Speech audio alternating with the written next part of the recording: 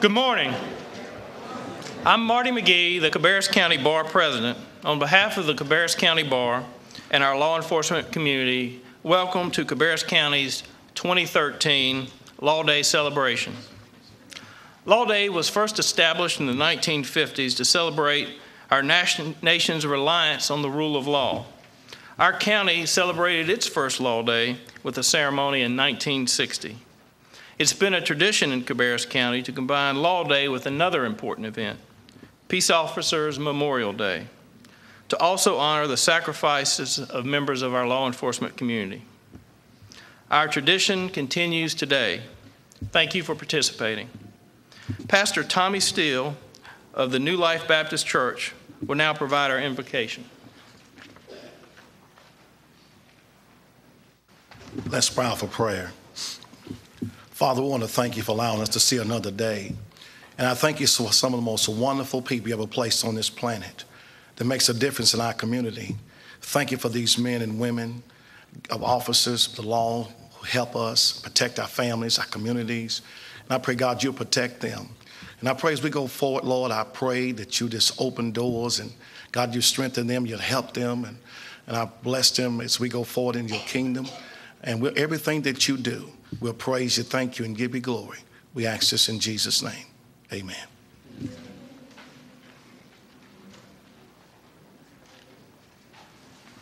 Please rise for the presentation of the colors by the Concord Police Department Honor Guard.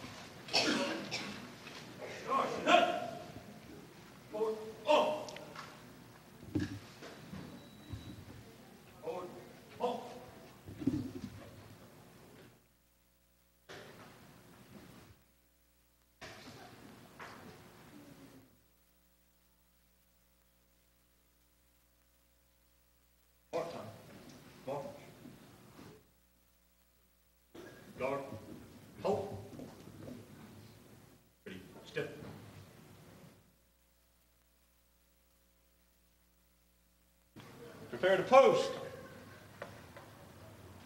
Post.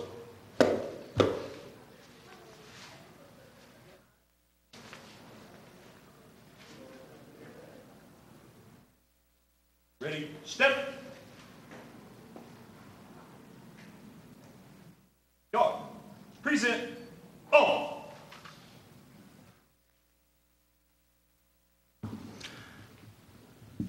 I would now ask that the first graders of Coltrane Webb Elementary School please come forward to lead us in the Pledge of Allegiance.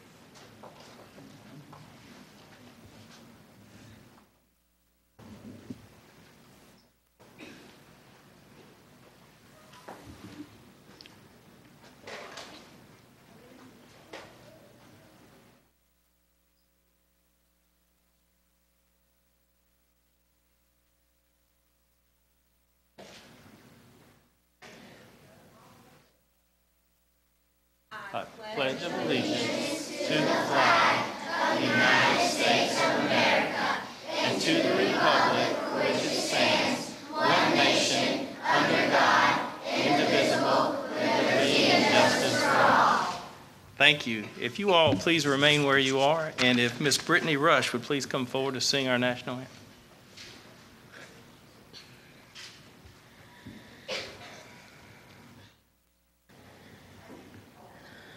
Oh, say, can you see by the dawn's early light what so proudly we hailed at the twilight's last gleaming, whose broad stripes and bright stars through the perilous fight o'er the ramparts we watched were so gallantly streaming.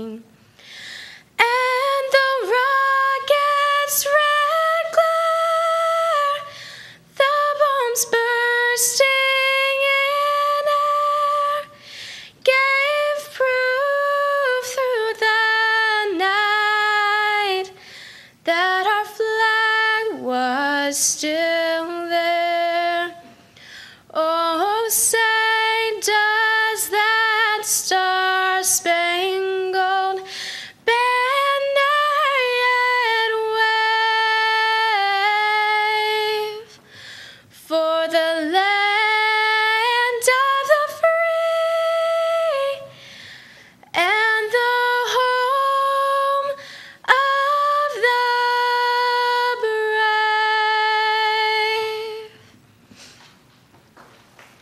brave. Horse. Oh. About. Hey.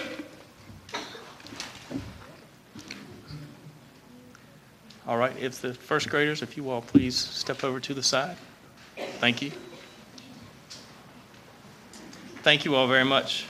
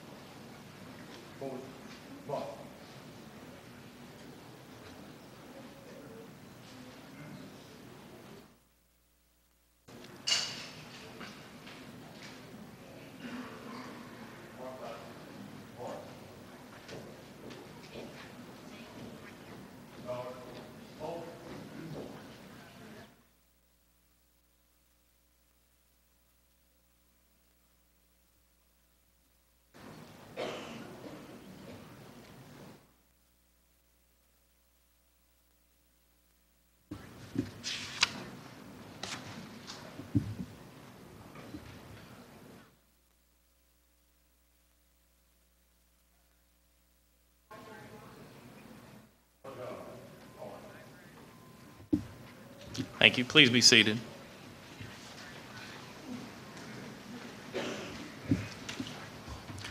Thank you for attending our Law Day celebration. I would like to express my appreciation to all those who have helped in the planning, preparation, and participation in the event.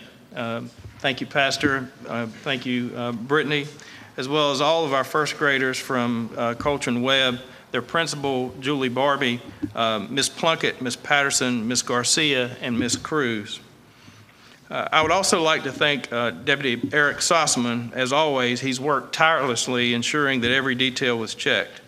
Also, thank you to Fifth Third Bank for their continued sponsorship of this event. I would now like to welcome some of our guests. If I call your name, please stand. North Carolina Supreme Court Justice Mark Martin. Cabarrus County Sheriff Brad Riley. Wayne Nixon, Cabarrus County Register of Deeds. Chief Merle Hamilton, Concord Assistant City Manager. Representative Larry Pittman. Mayor Scott Padgett. Dr. Barry Shepard, Superintendent of Cabarrus County Schools. Jim Ramsor with the Concord City Council. Ella Mae Small, Concord City Council. Agent Audrey Bridges with the SPI. Mike Downs, County Manager for our county. Steve Morris, County Commissioner. Larry Burridge, County Commissioner. Blake Kiger, Cabarrus County Board of Education. Brian Hyatt, Concord City Manager. Spencer Rummage, Dean of the Public Services at RCCC. Gerald Kreminger, RCC. John Sweat with the Concord City Council. Glenn Stokes with the North Carolina Highway Patrol. Sheriff J.B. Roberts. Carolyn Carpenter, Cabarrus County School Board. Georgia Lozier is here representing Congressman Richard Hudson's office. Dave Phillips, Concord City Council. Mike Legg, Manager of City of Kannapolis. Judge Spain, I would hope to be here, but he's holding court in Rowan County and asked me to give his regrets. Judge William G. Hamby Jr. also sends his regrets. He's in Fayetteville, where his cousin is being inducted into the Armed Forces. I see Judge Brent Clonger has been able to be present today. He's also holding court and is going back, I understand, back and forth. And Judge Donna Johnson wishes she could be here, but she's holding court at this point as well. The Liberty Bell Award originated with the Michigan Bar Association's Young Lawyers section in the 1960s. The Michigan lawyers established the award to acknowledge outstanding contributions of community service. The criteria established then for selecting the recipient of the award was promoting a better understanding of the law, encouraging a greater respect for law and the courts, stimulating a sense of civic responsibility, and contributions to good government in the community. Each year since 1997, the Cabarrus County Bar has presented the Liberty Bell Award to one of its members.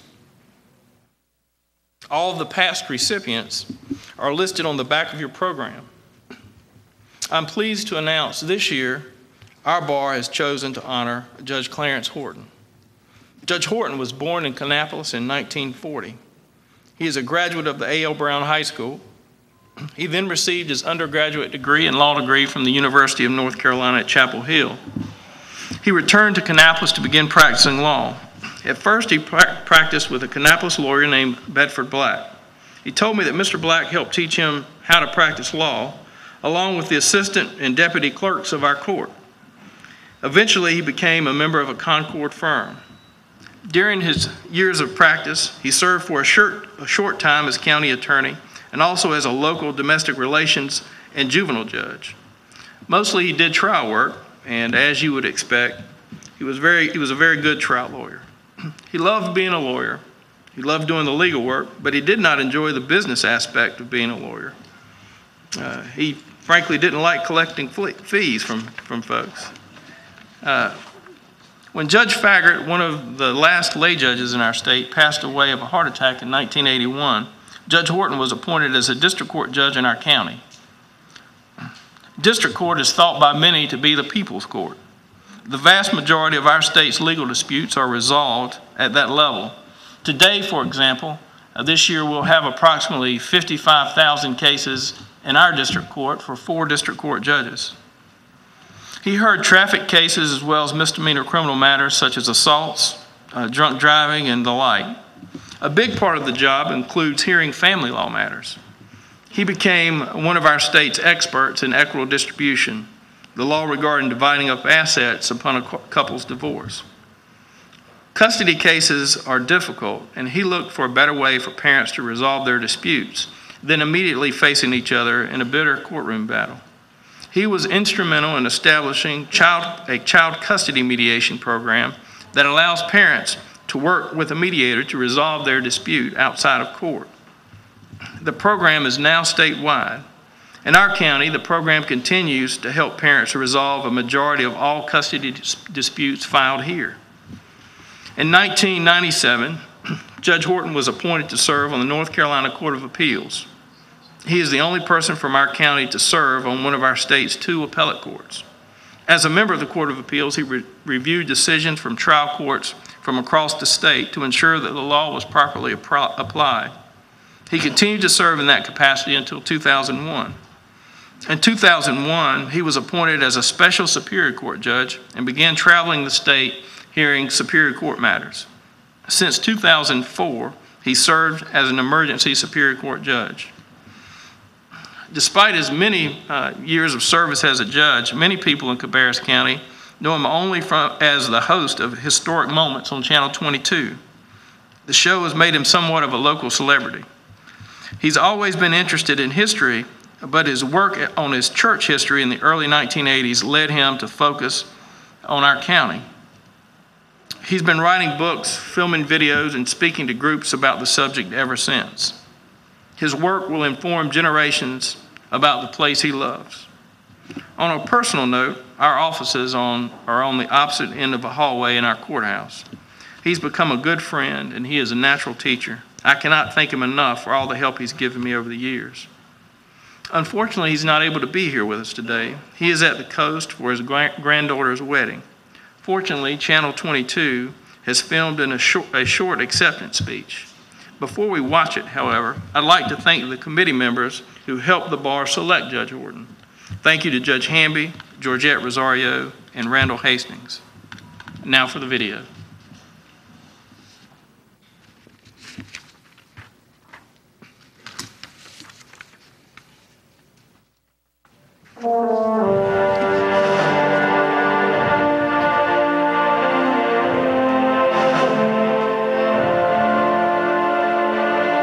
Thank you for your kind words and for this award, which I'll treasure the rest of my life.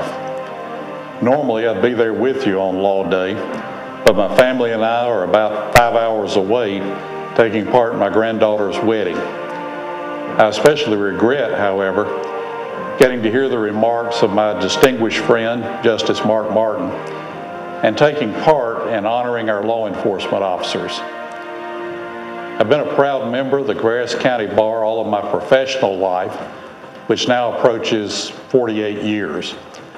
When I came here to practice law, many of the experienced members of the bar took their time to teach us newer members how to apply the law in books to the problems of our fellow citizens and our neighbors. I've always appreciated the fact that no matter how busy they were, they seem to be able to take time to teach us not only the practical aspects of the profession, but to teach us how to apply the ethics of the profession. To their memories, I'll be eternally grateful. Until I have a chance to thank you in person, I hope God will continue to bless your work and to bless this special place. Thank you.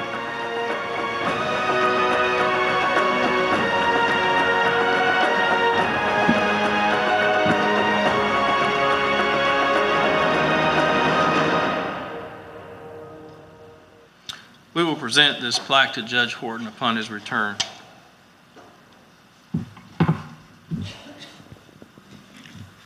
Now I request that our Sheriff, Brad Riley, come forward for the presentation of the Robert Burry Memorial Award.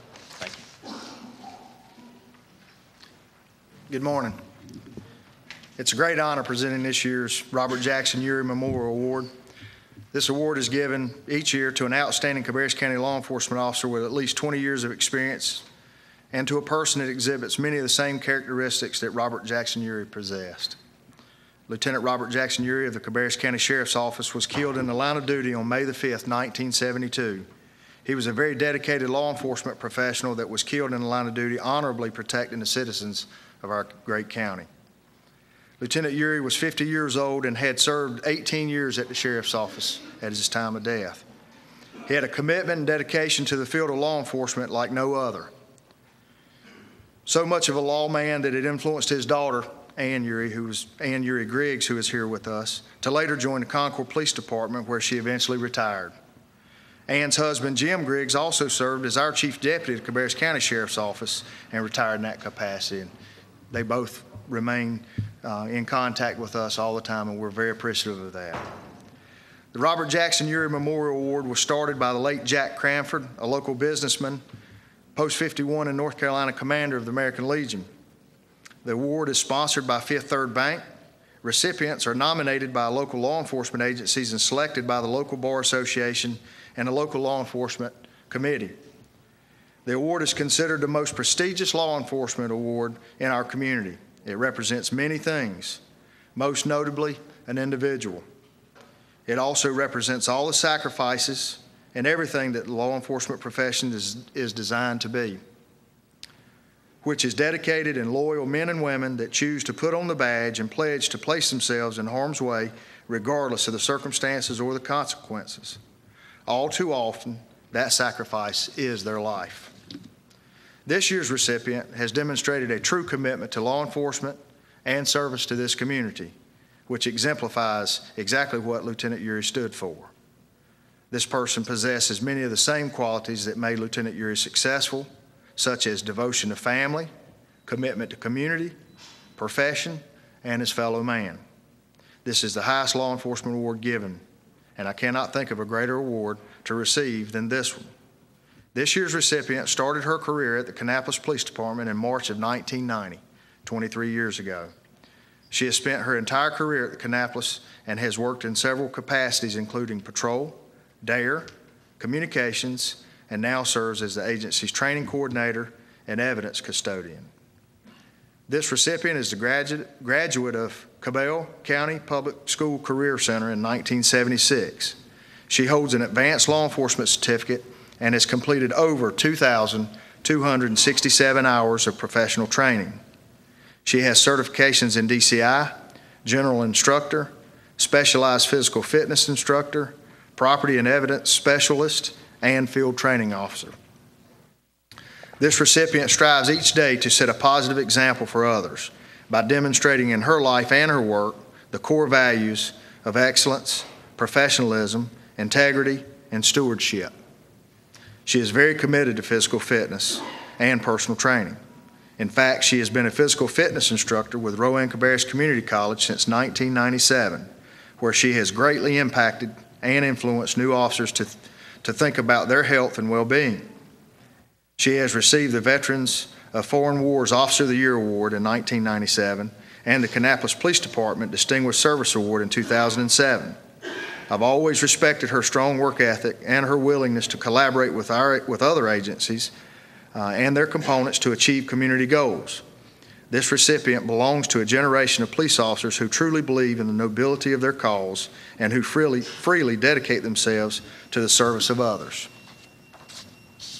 This officer has earned the respect of the law enforcement community throughout the city of Kannapolis and all the county, and is considered a true professional law enforcement officer.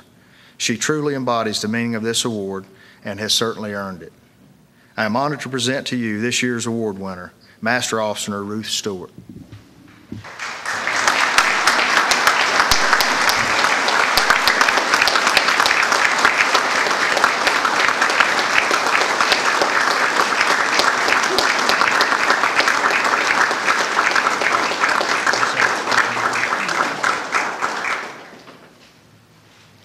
Wow. I'm at a loss for words here because I didn't know this was coming. I'm not going to cry. I don't know that I deserve this, but I'd like to thank whoever nominated me. It's nice to know that you're appreciated.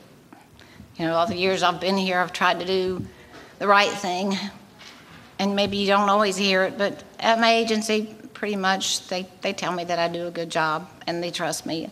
And trust is more important to me than anything else in all the years I've been in law enforcement. I've tried to prove that I can be trusted and try to do my job well. And I really appreciate it. Thank you.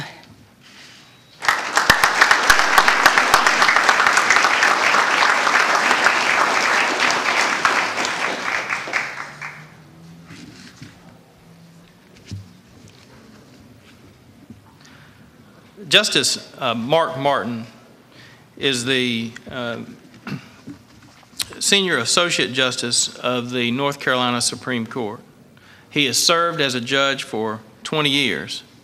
He is the only active member of our state judiciary with experience on the Supreme Court, the Court of Appeals, and our Superior Court. Prior to becoming a judge, he served as counsel to Governor James G. Martin, as well as a period in private practice. He is a graduate of Western Carolina University and the University of North Carolina School of Law. He also has an advanced legal degree from the University of Virginia. Please join me in welcoming Justice Mark Martin.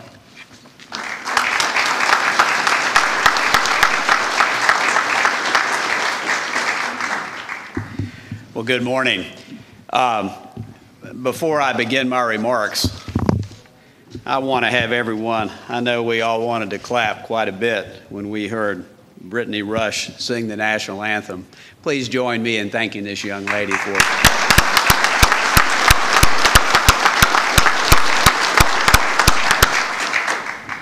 So appreciate everyone coming out this morning to honor the men and women who serve our community in law enforcement and in the legal system. I am grateful for the opportunity to join you today to honor the recipients of the Robert Jackson Uri Memorial Award and the Liberty Bell Award, and to briefly address the importance of the rule of law. Before I continue, however, please join me once again in honoring Officer Stewart for her service.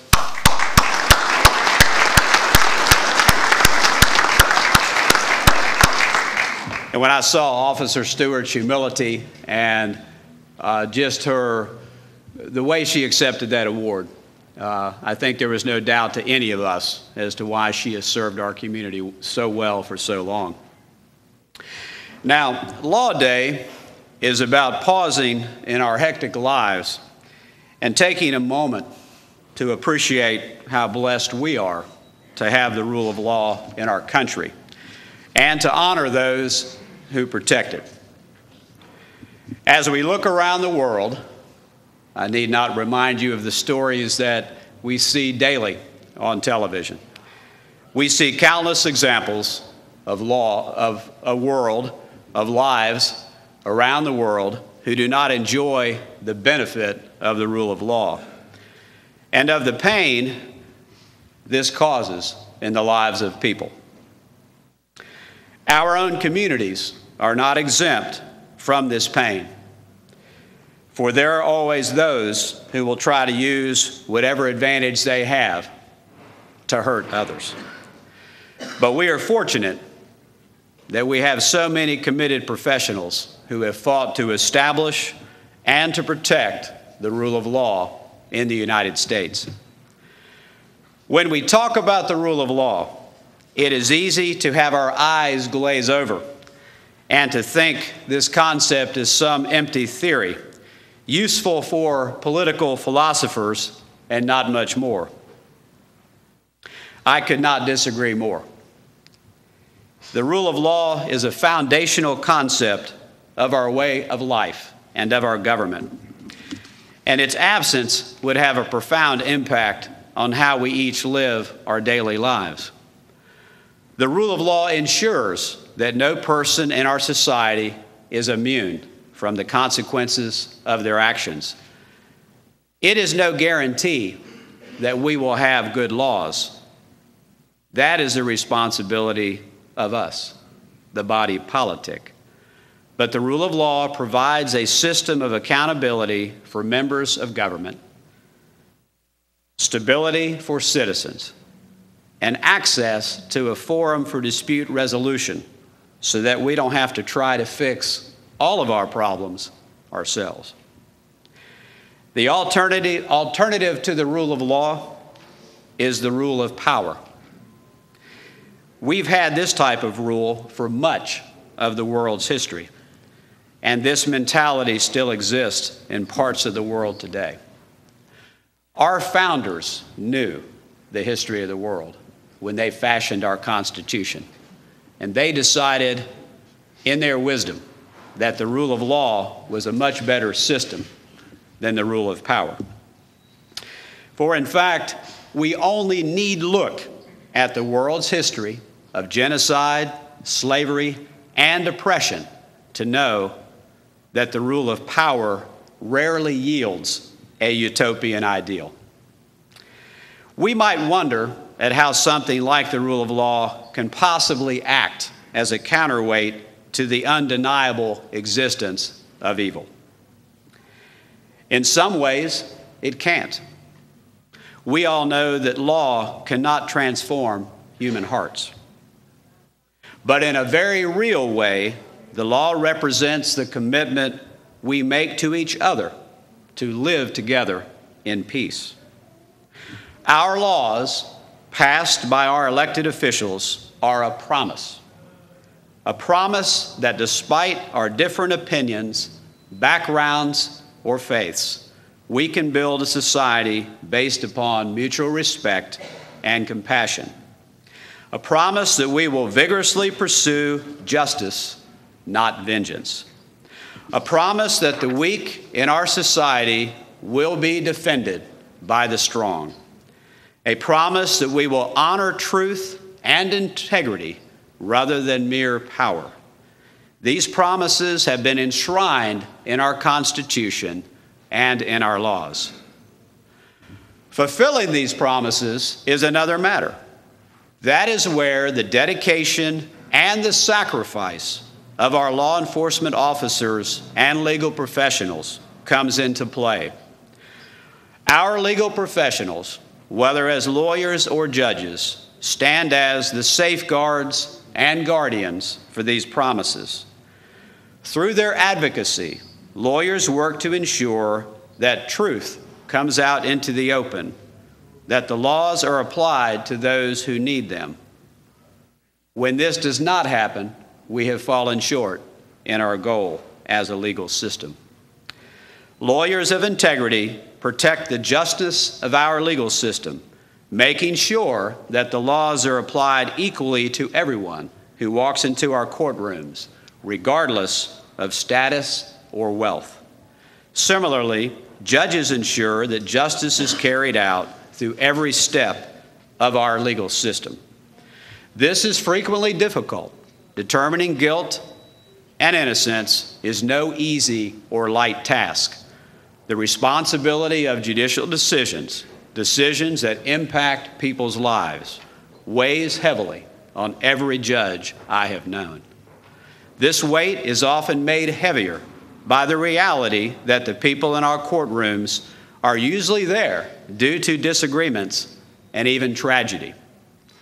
Serving our legal system presents a daily struggle to find the truth, no matter how difficult, and I commend everyone here who has pursued such service.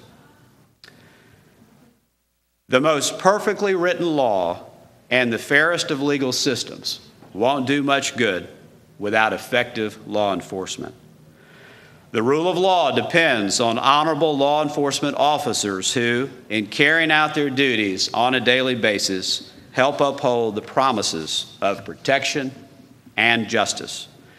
Doing this frequently exposes them to numerous dangers, psychological and physical. The choice to be in law enforcement is a true sacrifice, whether it's responding to a domestic violence call, catching a thief, or preventing a drug deal. Officers choose every time to put their community ahead of themselves. They choose to risk danger to themselves so that the rest of us can live in peace, can sleep better at night. It would be easy to choose to do otherwise. There are certainly other careers that pay better and risk less. Other careers, even that do much good and without such a high cost. Yet, our law enforcement officers choose to devote their lives to our protection. Without them, evil would remain in our community instead of in our legal system for resolution. It is only appropriate that we thus honor their heroism and sacrifice, grateful for what they do. The rule of law depends on all of these honorable and brave individuals acting together to advance the cause of justice. While the idea might sound philosophical, its ramifications are very real. As James Madison, one of our founding fathers, said, equal laws protecting equal rights are the best guarantee of loyalty and love of country. Your service in furtherance of the rule of law is integral, and without your dedication, the painful reality of a lawless society so common elsewhere would quickly become apparent right here in North Carolina. We are all grateful for your service, and while we should make that gratefulness known more frequently than once a year, it is particularly fitting that we do so on Law Day. Thank you so much for all of your continuing sacrifice and for all you do to advance the rule of law and justice in our communities. And thank you for allowing me to be with you this morning, and God bless you.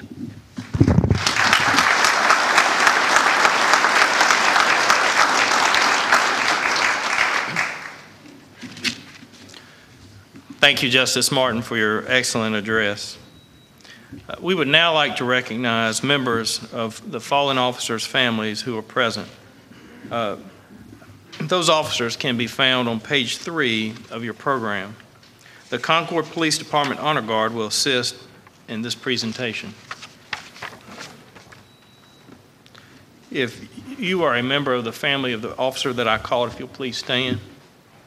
Officer William J. Kearns. Officer William F. Probst. Deputy Reuben Kaiser.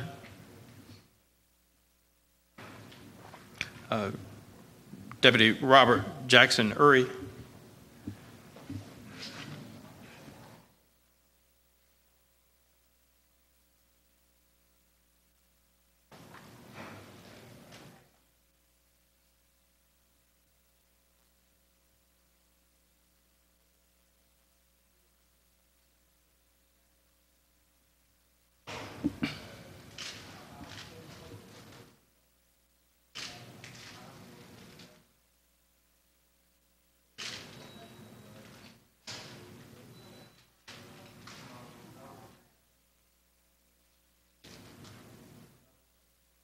Thank you.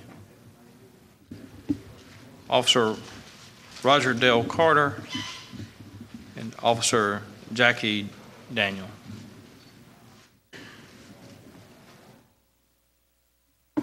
Our program will now conclude with activities at the Law Enforcement Memorial Site. For members of our bar, our regular bar lunch will follow the ceremony at the Union Street Bistro.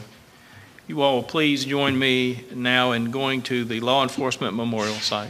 Thank you.